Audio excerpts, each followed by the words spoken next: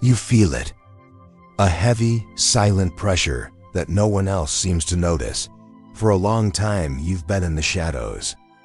You've been hiding, waiting for a sign that the isolation is finally over. You've felt like an outcast in your own life, a stranger in your own family, watching the world from behind a glass wall. But this year, something has shifted. This season isn't about escaping the world anymore. It's about your return. You're afraid that if you step out now, you'll be crushed again. You're afraid the world hasn't changed, and you're right, it hasn't. But you have.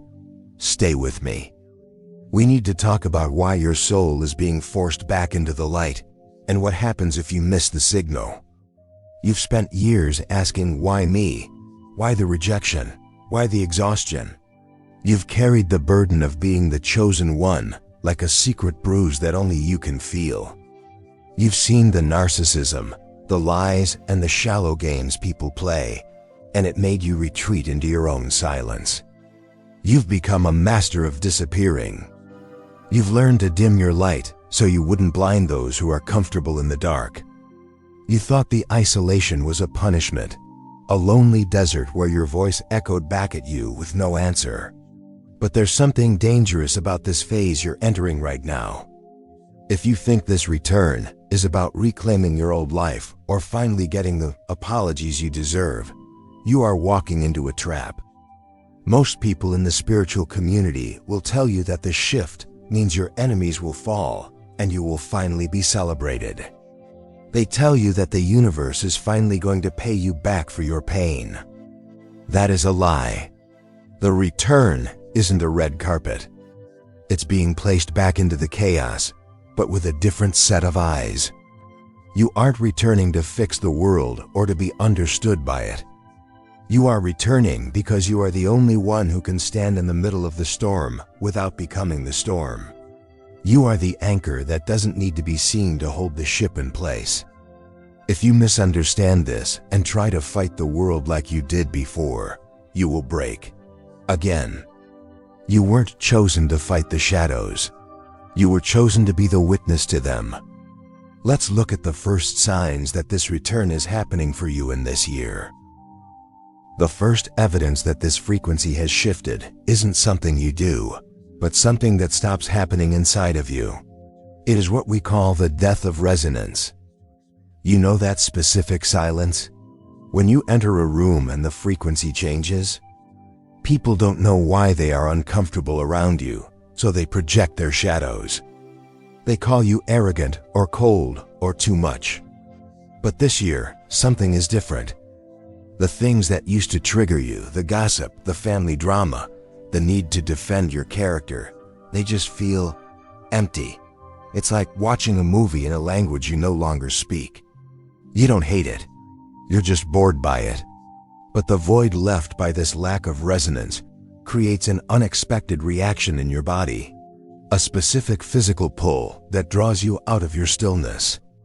You feel a strange urge to be among people again, even though you still crave solitude. It's a tension in your chest, a quiet calling to occupy space without hiding. Your soul is being forced to witness the world.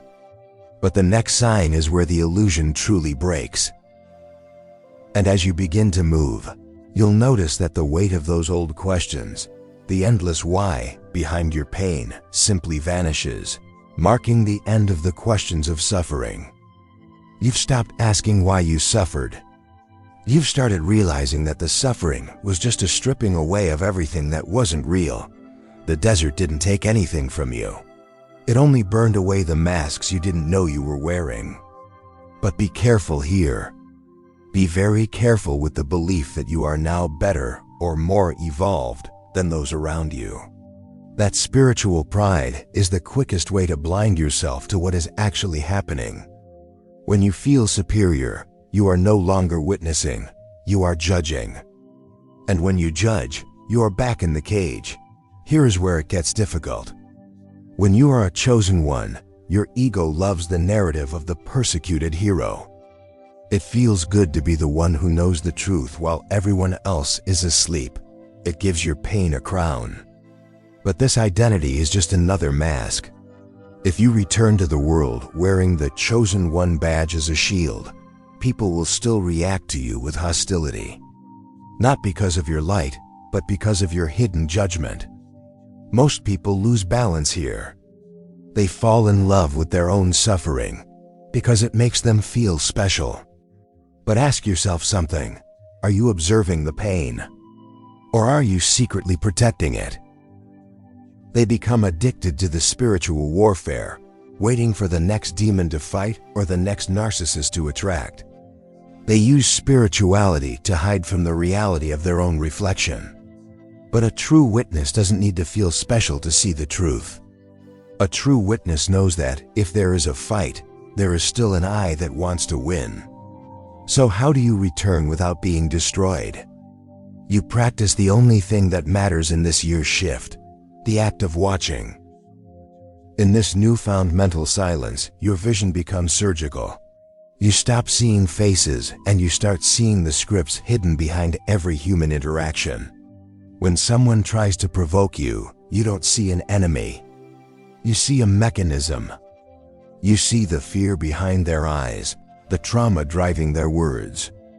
You see the threads of the marionette being pulled by the collective unconscious. You don't react. You just observe the performance. And because you don't react, the script has no power over you. Watching the mechanics of the world makes you lose interest in the stage itself. Suddenly, there is a death of the need for external validation. You no longer need the bubble to tell you you're chosen. You don't need the comments, the likes, or the approval of other spiritual seekers. You know what you are, and that knowledge is quiet. It's like the floor beneath your feet. You don't need to talk about it to know it's holding you up. Without the need to be seen, you step out of the collective rush. You start to notice that time has become different, almost elastic. Days feel like minutes or years. You are becoming unstuck from the collective timeline of anxiety and hurry. You are moving at the speed of the witness, which is stillness. If you chase intensity now, if you look for miracles or dramatic signs to prove you're on the right path, you are delaying the real integration. The real miracle isn't a burning bush or a voice from the sky. It's the stability of your gaze in the middle of a lie. It's being able to look at the chaos and say, I see you, without losing your breath. All of this converges into the final stage of your return. A sensation that is neither joy nor sadness, but an unshakable neutrality. The seventh sign is a profound sense of unshakable neutrality. You look at your past, the pain, the isolation, the years of feeling different, and it no longer feels heavy. It doesn't feel like a scar anymore. It just feels like a story you once read. This neutrality isn't a lack of emotion. It's having an anchor at the bottom of the ocean. The waves move on the surface, you still feel the wind, the cold, the heat, but the anchor never moves. You are returning to the world in this year, but not as the person who left it. You are returning as the one who sees. You are the witness. You don't need to heal every wound in the world. You don't need to fix every person who crosses your path. You just need to remain. Your presence is the work. Your ability to watch without being consumed is the mission. The isolation didn't break you. It prepared you to be the only stable thing in an unstable world. No drama, no noise, just the presence. Welcome to the act of watching.